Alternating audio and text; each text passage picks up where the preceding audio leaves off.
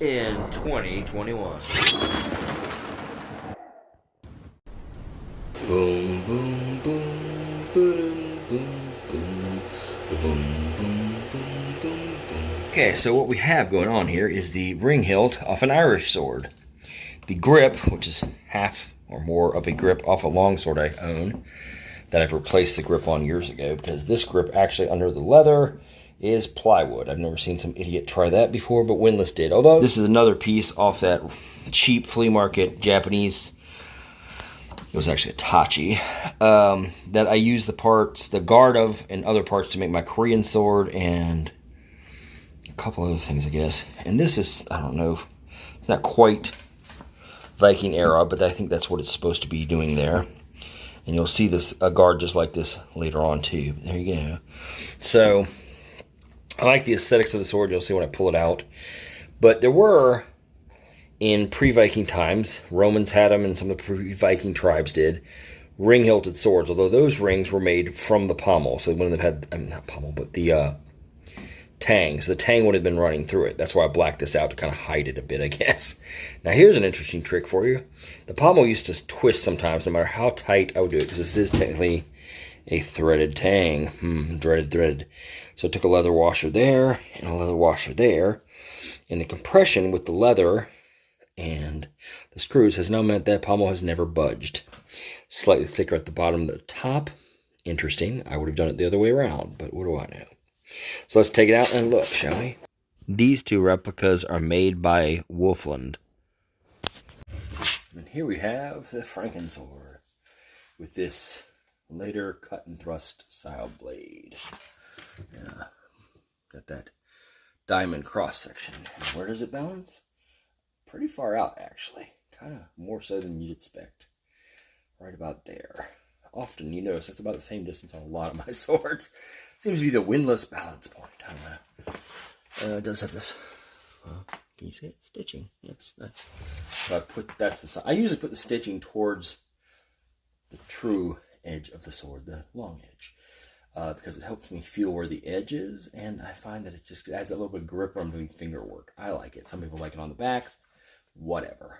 The reason I like this sword is, one, my mom's side of the family thought they were Irish. By that I mean, her whole family said they were Irish. She thought they were Irish. Then she took a trip to Ireland one time and found out her family's last name is Glore. The Glores will tell you they are Irish. The other Irish often tell you that, no, they're not. Glore is actually a German last name. So at some point, her ancestors came from Germany. They lived in County Roscommon, which is Central Ireland, which is right next to where the Danelaw was. She had blonde hair and blue eyes. No, green eyes, I'm sorry. Blonde hair and green eyes. So chances are her family was German or intermarried with Vikings back in the day if they were there. That's because your family's a bunch of schmucks, punk. That's how they produced you. Adios. This pommel pays homage to the Irish ring-hilt swords of later century. But with the short Viking-ish guard and the non-fullered blade, although it's not quite the right type of blade, it's too narrow and too long, it sort of looks like one of the Germanic ring-hilted swords. But with adding this Oriental dragon flare here, it kind of almost looks like some Chinese gem. So, what is it? Yeah, it's a sword. It's all of the, I guess, but it's a nice mix of them. And that you see how that collar actually goes out further than the guard, which makes a nice plot for your thumb to hold on if you choke up around there, and gives you a lot more grip, so it doesn't want to fly forward. So, depending on what you do with it, you can also hold it in a saber grip. It will work for that. So, it's a very versatile little sword. Nice cutter, too. Anyway, there is my Germano-Irish-Chinese sword. I like it. Now, the dagger I bought as is. There's no change to the dagger. The sword, done a lot of changing to over the years. I want to, for this dagger, get the Windlass Black Marauder sword, which was sold on Amazon, but is no longer available. Well, I shouldn't say no longer. Is out of stock right now, and they don't know if they'll get any more back in. If I can get that sword, I'll be happy because it will match this sword, this dagger more. And then I can use this just as a single sword. Now, if you don't know, the Windlass Black Marauder is essentially a reworked version of Wesley's sword from the Princess Bride. They did an actual replica of that some years back. Although I don't remember this dagger being offered as is in the catalog or with the Wesley or Black Marauder sword. So I'm not entirely sure where it comes from. So it's probably a Franken sword itself, because I doubt this is the original blade that was married to this guard regardless, but it might be. So it's got some nice detailing. This handle here, I know definitely, this part of the reason I think it may be Franken, is this handle here was for a rapier originally, and it had, you see those grooves, it had wire, twisted wire going through those grooves on the rapier. So this may have been a guard to match that rapier, because I don't remember the guard that one had. Maybe not. It's a 12-inch blade. Ever seen someone pick up a left-handed dagger and not know what they're for? I often see people do this, because it's called a thumb ring, as if this protects your thumb up here. No. I've often seen people pick them up right-handed and then not be sure what that's for and do all kind of weird things. Or some people even I've seen hold them this way, thinking, I don't know why you'd think that would make it easier to hold. Whatever. Regardless, that is the dagger. Let me see. Now we have this true Franken sword. Pommel bought at one sale. Handle was the original handle off. Which sword was it on? The Irish hilt, the Irish ring, Germanic hilt thing that I just showed. Yeah, this is the original handle on that. Which is originally, this handle was originally off a windless Viking sword, Etartangi replica. I think that's how it's pronounced. And this is supposed to be actual gold plated. The problem is I think you can see, yeah, you can see it where it's silver on there. Yeah, I was trying to file something near it one time and rubbed it off. So whatever, but it doesn't quite fit perfect, but you know, it's good enough. Now you'll notice there's a clear divide between these parts. Well, originally the knuckle guard and these annulets were part of one guard that had two quillions that looked very similar to this, and then the fourth quillion broke off. It wasn't that good metal in here. And they don't quite match. This one's brushed and this one's chromed, which is indicated. But I found this guard on a dagger that I bought.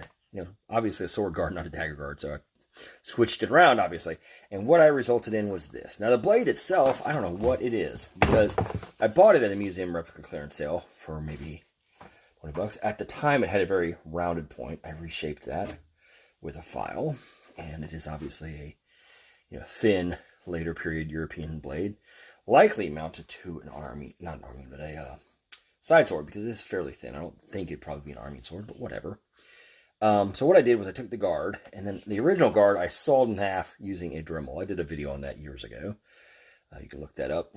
And then stacked it this. The problem is it really got kind of thick. So when looping the finger, it feels a bit uncomfortable. Also, this guard down here doesn't protect your finger here. I was thinking about making getting a rod welded, like curve rod here maybe, or maybe trying to do an upper guard, like an upper ring guard. I don't know. I also thought about taking the whole sword apart, losing the annulets, and just having it as a side sword with a single ring, like certain manuals show. If I get the Black Marauder, I'll probably do that, because I won't need this to match the dagger and need that functionality. But regardless, there it is. And it's a little bit off, because it is. So I don't think this was a Del 10 blade, although it could have been given the time period I bought it in. So I don't know. It looked more like the steel windlass use. Again, it's at that windlass balance point. Pretty weird how all these swords balance at the same point, isn't it? But the handle's a bit smaller than many swords I have, but that's why gripping it here is like helps, because it anchors your hand. But it's not bad. It just feels smaller than most swords. And I use the wheel pommel, although a lot of side swords tend to have more bulbous pommels, I think, because it's all I had. So just want to show that one. It's one of the ones I like the best, and that is all literally held together with super glue drizzled all throughout. So a lot of people in videos you'll see do this number or whatever. I'm like, European sword arts don't teach us much about what to do when the sword's in the scabbard just once it's out. There's how I put my swords away. I don't look. I do this, right? See that? Move the flat of the blade towards the finger, which is extended slightly downward over the mouth of the scabbard, which guides the tip into the scabbard, and then you sheathe the sword. First off, this scabbard is not right. It should be oval, like a Japanese scabbard, but they're just pieces off of a really cheap Tachi-style sword someone had got at a flea market, and I just cannibalized it. You see the cracks here, so it's actually just glued on after they broke and whatever. The guard... I'll probably show it a different way. Look and light. There we go. The guard, vaguely Japanese-ish with some decoration, is the guard I mentioned. I got off that cheap flea market Japanese sword, and you can see here too the I don't know what you call that at the end, but the cap is also off that same cheap Japanese sword, and the same one that I used the parts on the Irish Viking-ish Gen-like sword. So what is this? Little groove there. Can you see the little groove? Let's see the little groove. See the groove. That tells you which way the edge is, because on a straight single-edged sword, you gotta know where the edge is. Straight katana-like weapon. As I've showed in the previous video, this is a mock-up of a vaguely Korean-style sword. In the video, I do show a picture of a historic Korean sword that was straight and single-edged like this. And that's what I based this one off of. This is made from a cheap Bud K ninja sword. The original guard of which was what I used on that one dagger I just showed y'all. And this sword itself, I was fairly impressed with. $20 with shipping back in the day. They don't sell them anymore. They had them for a while. Somebody joked in the reviews that they were made of cheap Pakistani bumper steel. Probably I don't know if you would see that. Slight bend in the blade. But for being a $20 sword, it actually has a tang, pretty beefy tang to about right here, and then it's kind of rat tail after that. But I cut bamboo for days with this thing in the bamboo grove. I mean, we're talking 4 or 5 4-inch bamboo. And I probably cut, you know, at least a couple hundred cuts with it. And it did bend the blade a little bit, but really I expected it to either break or be totally bent to shit, and it didn't. And that's why I took it and jazzed it up and made this Korean style out of it. Let's get that in the light a little better. Now I've covered the It's habaki, you dumbass. Japanese term for these things, the brass little thing there. But I covered it in leather so to fit the scabbard better. That's all. It's actually got a habaki. That's what it is, a brass habaki there. That's what I just said, jerk. Kind of guard and turn around and the guard, kind of nice tiger, yeah, kind of antique look. Probably causes cancer in the state of California, you know, that sort of thing. But that's my Korean sword. I said I'd do this sword. Has just a blackened Tsuba. Has a very shiny blackened. And this kind of Tachi style, cheap, brassy cap. And I do say cheap because it feels like plastic, but it is metal. So if you know what that kind of stuff is, you know what I'm talking about. All right, let me draw it out here. Because originally when I made that one sword, I showed you, the Shova or whatever it's called that I can't pronounce, that I showed you earlier. I bought that blade and thought I would make a katana-like weapon with it. Well, I hadn't gotten around to doing anything with it. And the year after I bought it, I went back to the sale, as I always do. And guess what? They had this sword made with the same exact blade. Yeah, it's that same Mongol ill blade, but on a Japanese-style hilt. Now, originally, this was wrapped with katana-like wrappings. And unfortunately, it was cotton ito. And the cotton ito I had sat in a warehouse and smelled moldy. Well, mildewy. And I never could get it to not smell it. It was an ugly brown color, and I was like, screw it. So I didn't know how to wrap one, and I still don't really know how to wrap a Japanese hilt. But I did it in this two-tone rope-like material and then a thinner twine-like material. And so it's not very Japanesey in that sense, but it does give a good grip. Now this part up here may be a bit thick for me. I may change that someday, something thinner. But it has this little part here, well, light right there. You can see there's a little bit of a ledge there. And that's where the rope is kind of tied over itself to hold it in. But it makes a perfect spot for the thumb when I hold it. And then, you know, it's got right at where I like to hold my sword. I can also go back if I need to, but right about there is where I'm used to holding it because of the swords I own. Its balance point is about here. Once again, that same fucking distance out. What the hell? But it is, got a large raised yeoman, as they call them on some swords. This long false edge, which is damn near a foot long, and this wide fuller. Very nice. So, the thing I like about it is the point is more in line with the hilt than a katana. Let's see if I show that better. Yeah, there we go. Yeah, closer in point, and it has that false edge, which I know most Japanese practitioners don't practice with double-edged katanas. They did exist, but not super popular. But since I shouldn't say trained because I trained myself. Since I trained in double-edged longswords longer, even though I didn't use the false edge as much as I did once I learned about the manuals and how they describe to use the sword, I've always used my back edge for cuts.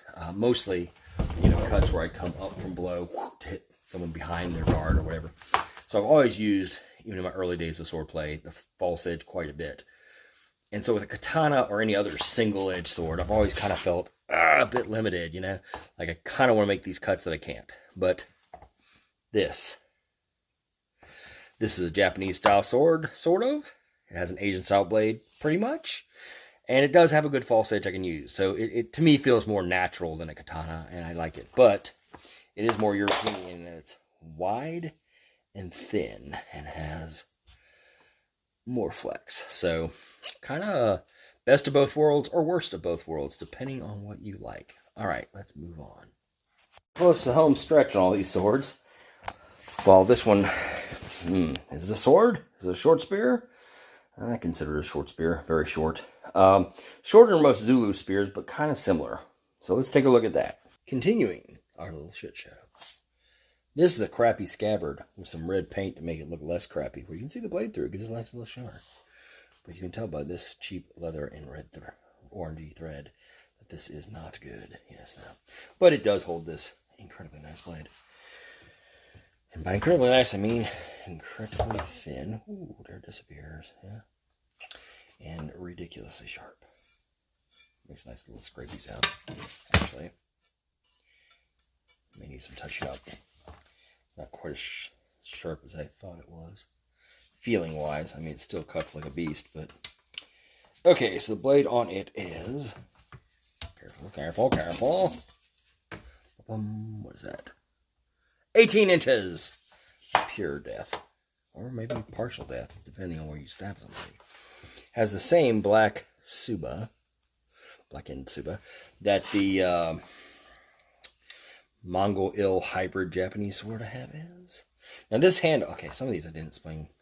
Some of these I know where the parts originally were from. This blade is off a fantasy polearm that Windlass made, called the Scorpion. I actually did a separate video on this at one point where I explained all this. Cap, hilt, cap, and guard are off a Nodachi they made years ago that was wrapped in a orangish suede and spiral wrapped with a black cord. But this is a nice rosewoody looking handle underneath. I took the leather off because it's actually dry rotting. I put rawhide and rawhide to help partially with the wood and gripping and stuff. And this rawhide between here, right between here and there, it's kind of a little shelf because of the rawhide. Oop, there we go. And you can fit your thumb like right there. Grip it nice. Keeps it a little back from the guard. You could choke up on it, but that's onto the metal. I like gripping on the rawhide. Grip back here. You can either use it like a very short two-handed sword. You can use it like this, like a Zulu spear. Oh, this is a little shorter. Overall, I think this is, yeah, right at 36 inches, this one. And most Zulu spears, I think, were about 4 feet or closer. So not quite as long, but they didn't have this nice guard, which means I could do some things. Now, it makes it heavy to do this, but if you grip down here onto the rawhide, I don't go all the way down, because the rawhide might help your hands not slip off. Nothing else will. But if you come this far down, you can manipulate it like a very good arming sword of sorts. I mean, it's heavy, but not undoable, not comfortable to do long term, I think, but in a pinch. Or you could choke up and use it two-handed potentially. It'd still be fairly short, but you can do a lot with it. I just kind of liked it. It balances close to the seal, right about here, I think. Yeah, right in here, right where you hold it essentially is where it balances. So it is fairly weightless when you hold it this way. You have this long bit sticking out. But like I said, I just kind of thought it looked kind of like a Zulu spear of sorts. Rather nice. The tang does run all the way through because it is, in fact, threaded with that typical windlass nut. Windlass nut. In part 1, I failed to mention that my pillow sword also resembles the Chinese Binnen, which is a non-edged weapon with usually a square-shaped blade that is hollow ground with a very sharp point. I imagine they were used similar to small swords or estocks. Sometimes they have bumps on the blade, like the one you'll see in a minute, which is kind of a bridging point between it and the heavier battlefield version that I'm not sure the name of. They're sometimes referred to as whips erroneously because they don't flex. They're basically clubs. It also, there was this Chris Cutlery Bienne that was put out some years ago that had a flat kind of diamond-shaped blade that resembles mine more, but has a shorter blade than mine, but very similar weapon. And also this English naval dirk from the 1800s has a very similar look to mine, especially in the guard, which just happens to be oval. Of course, mine has cutouts in it, but it's basically the same kind of coverage as this naval dirk. And the dagger I made for mine has a similar guard to this, so I think it works out rather well. Anyway, Hilson, good night, and hopefully you made it this far. Oh, look, if anyone cares, part 3 is coming soon.